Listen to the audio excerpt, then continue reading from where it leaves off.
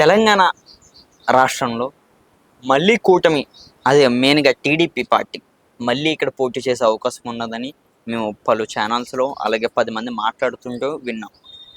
మీరేమంటారు? తెలంగాణలో నిజంగానే టీడీపీ పార్టీ మళ్ళీ పోటీ చేసే అవకాశం ఉందా? అదొకటి, ఇక్కడ క్యాడర్ లేదు ముఖ్యంగా మనం చూసుకుంటే తెలంగాణలో. దీనికోసం ఏమంటారు? సో ఏదైతే నీకు ఇన్ఫర్మేషన్ వచ్చిందో అది 100% కరెక్టు.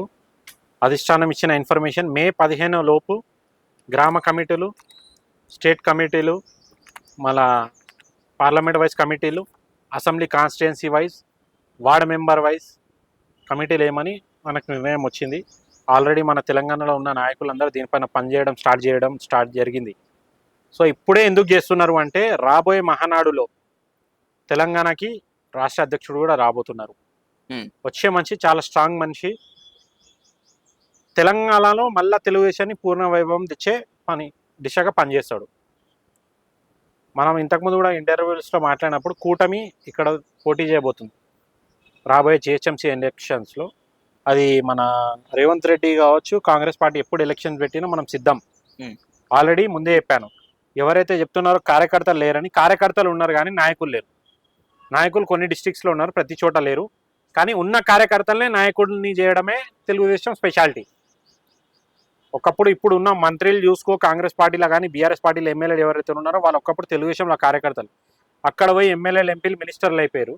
సో ఆల్రెడీ గ్రౌండ్లో ఎప్పటి నుంచే పార్టీ కష్టపడుతున్న వాళ్ళ కోసం వాళ్ళకి మనం స్టేట్ లెవెల్ కానీ, పార్లమెంట్ వైజ్ కాన్స్టిట్యున్సీ కానీ, మనకు అసెంబ్లీలలో పోస్ట్ ఇస్తున్నాం. సో నాకు తెలిసి విత్ ఇన్ 1 monthలో తెలంగాణలో ఫుల్ ఫ్లెడ్జ్గా పార్టీ వర్క్ స్టార్ట్ అయిపోతుంది. ఏంటి రానున్న ఒక్క నెలలో మే 15th dead line. Chandrababu dead line అంటే డెడ్ లైన్ అది, లేకుంటే దాని తర్వాత మనం డెడ్.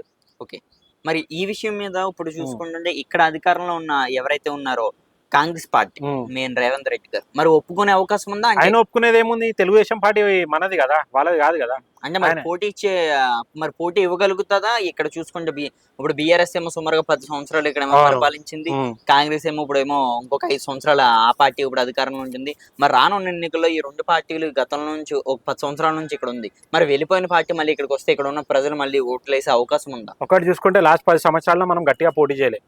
చేసిన ఇంతకుముందు జిహెచ్ఎంసీలో కూడా అంతగా పోటీ చేయలేదు. ఎందుకంటే లాస్ట్ మూమెంట్ జిహెచ్ఎంసీ ఎన్నికలకు నామినేషన్కి 5-6 రోజుల ముందు మనం మార్కెట్లో వచ్చి ప్రజలకు చెప్పినాం మనం వస్తున్నామని. సో అప్పటిదప్పుడు మనం కరెక్ట్గా ప్రచారం చేయలేకపోయినాం. అప్పుడున్న నాయకులు కూడా అంత గట్టిగా పనిచేయలేకపోయారు.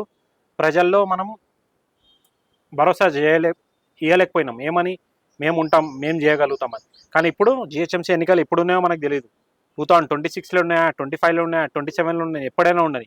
ఇప్పటి నుంచే గ్రౌండ్ వర్క్ స్టార్ట్ అయిపోతుంది. దానికి ఫస్ట్ స్టెప్పే కమిటీలు. కమిటీలు వస్తే ఒక గ్రామంలో, ఒక ఊర్లో, ఒక వాడలో, ఒక వార్డులో, ఒక కాన్స్టిట్యున్సీలో మనకు కార్యకర్త ఉంటాడు, ఒక మెంబర్ ఉంటాడు. ఆ మెంబరు అక్కడ తిరుగుతాడు, ప్రచారాలు చేసుకుంటాడు.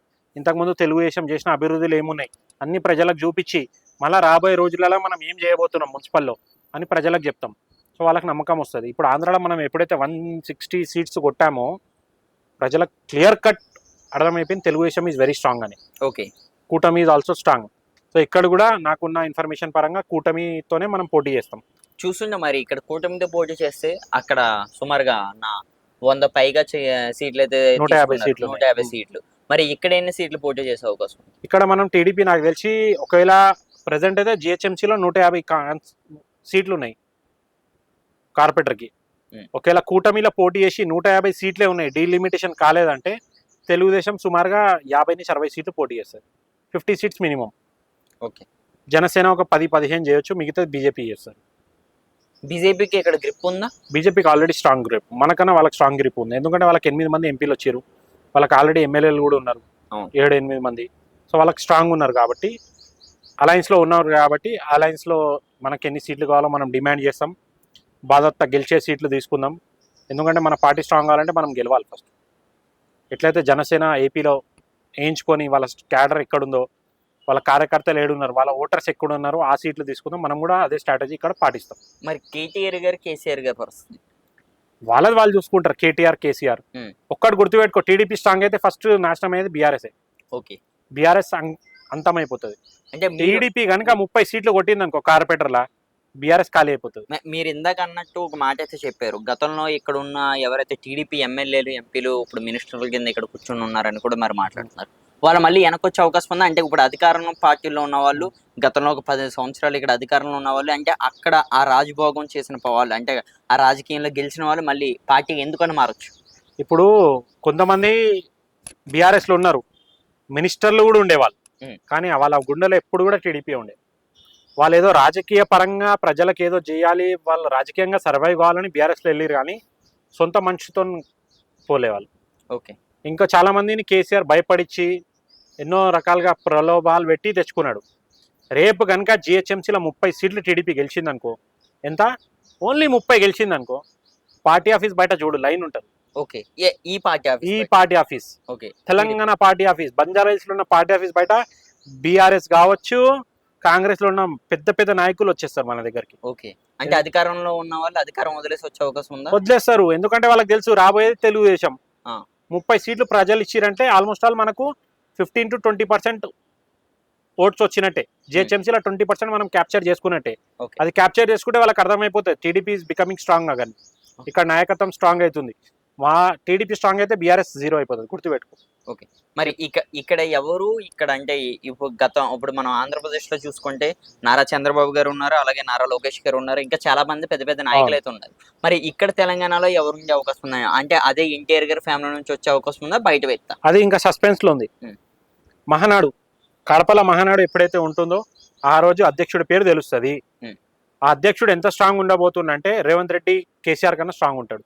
ఓకే. బండి సంజయ్ కన్నా స్ట్రాంగ్ ఉంటాడు. అది మా నమ్మకం, మాకు అధిష్టానం పైన ఉన్న నమ్మకం.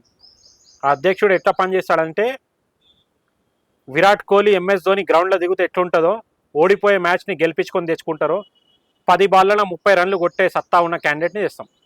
ఎనివే బండి సంజయ్ గారు అన్నారు, ఆయన మరి బీజేపీలో ఆయనకి మరి అంత గ్రిప్ ఉంది ఈ తెలంగాణలో కూడా, మరి ఆయన్ని ఈ కూటమి తరపు నుంచి మరి పోటీ చేసే అవకాశం లేదా? అంటే ఇప్పుడు బండి సంజయ్ కూడా నాకు తెలిసి ఇప్పుడు బీజేపీ అధ్యక్షుడు రేస్ లో ఉన్నాడు.